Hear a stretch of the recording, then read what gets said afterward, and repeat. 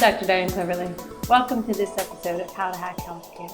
The title of this talk is Silent Killers, is that most people who have strokes have absolutely no warning signs until they have that first catastrophic stroke. It's terrible. It is the number 4 cause of death. 80% of strokes could be prevented. And every 40 seconds, someone is having a stroke. Where it tops the charts. It's number 1 in cause of disability. What is stroke? Stroke is actually the death of brain cells and can either be caused by 2 diametrically opposed things. It can be caused by lack of blood or a burst blood vessel releasing too much blood.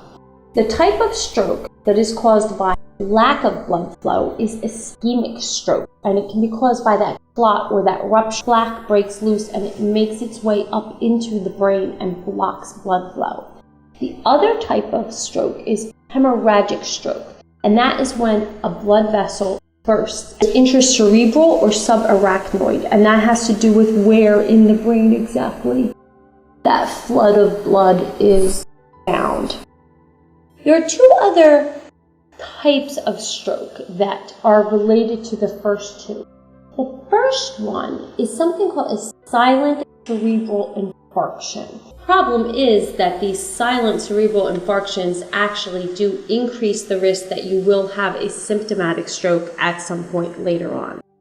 And this is actually the same for the TIAs. The TIAs are the transient ischemic strokes, and the transient ischemic strokes are also known as the warning or mini strokes. Recurrent stroke is another classification, and that means people are having strokes one after the other. So what are those risk factors?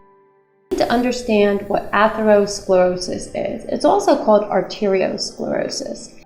That's when bad fats or cholesterol, very specifically LDL and VLDL, the low-density lipoproteins and the very low-density lipoproteins, fall out of normal blood flow and start to coat the sides of your blood vessels, harden or stiffen your arteries. When that happens, blood pressure can go up.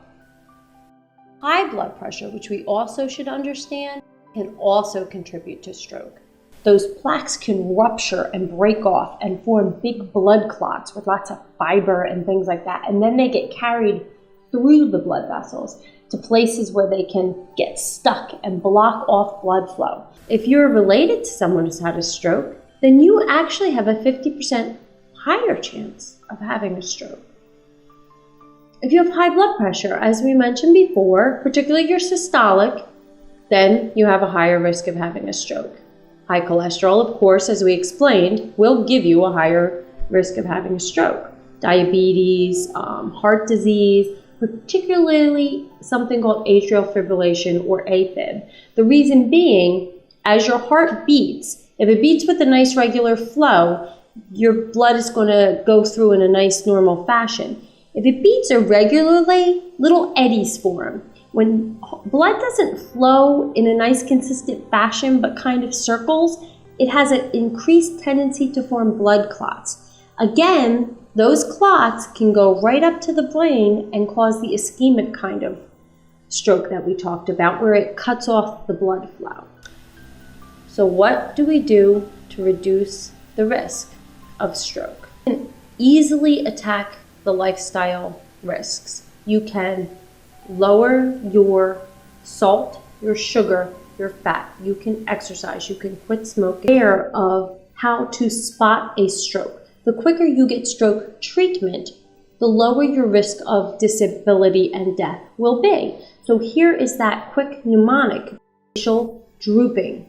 The A is for arm. The S is for speech difficulty. You call 911 fast. Screenings out there that can screen for these things. One of those screenings is called Lifeline Screening, and you can find them at lifelinescreening.com, and they will screen you for AFib. They will also screen for artery blockages. There's also MRI screenings, but they will expose you to extra doses of radiation, and they can be not reasonably priced. They can be very expensive, you'll find that the Lifeline screening is very reasonably priced for what they screen for. That this is helpful for you and your family, something to talk to your parents about. So as elderly people are more stricken by stroke. Thank you so much. I look forward to seeing you on the next episode of How to Hack Healthcare. Thank you for listening, and for more information, please visit us on the web at personalhealthinfo.weebly.com.